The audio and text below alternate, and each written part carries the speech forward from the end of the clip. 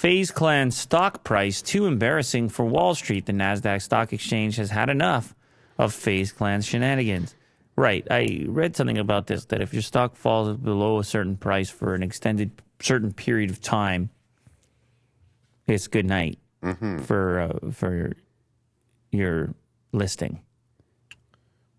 Are you a fan of Faze Clan, or do you know? I don't really know. I know that they were kind of getting a lot of different collabs and celebrity type endorsements and things like Snoop Dogg and LeBron James's son, and like they're kind of what would you say, like trying to branch out of the gaming only sphere or bring other cultural components in. And then I heard of some level of infighting as far as differing opinions, who got paid what and this and that. That was what I was talking about. Nike, LeBron, Next Gen. Those are big endorsements, big collaborations. Yeah, big business deals. You know, they got energy drinks and obviously merch and jerseys and all kinds of collabs, and a talented team of content creators that sort of put things together. Obviously, competitive gamers and like just a part of the culture, a part of the fabric of YouTube as well. In early days, YouTube. But I think that there's just a little bit of friction right now with some of the personalities that are in there and some of the deals that have been done.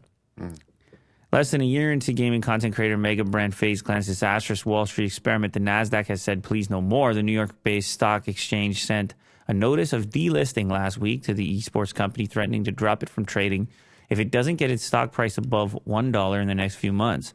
Faze Clan, an esports company that aims to monetize the fan bases of some of the biggest pro gamers, streamers, and YouTubers around, went public last year in an unprecedented $1 billion move everyone talked about and nobody quite understood. It's been downhill ever since. Investor interest failed to materialize. Initial shareholders wanted out, and the stock price plummeted to just under $1 in January. Following a momentary bump in February, that's where it has been for over 30 days. That's what prompted the notice of delisting. Here we have a statement from Faze Clan. And there were a couple of videos that went sort of viral of people complaining about a variety of business terms and deals that had been made that they didn't necessarily agree with, and it must be so confusing.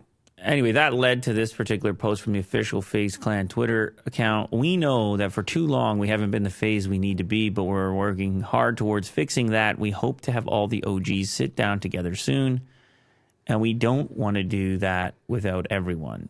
We'll do everything in our power to work this out and not let you down. So they appear to be quite interested in fixing things up and trying to figure out how. And I think most people agree that at this point that would come from getting some of the founders and original members together to kind of get on the same page about how to progress. Yeah, business. How to business. Yeah.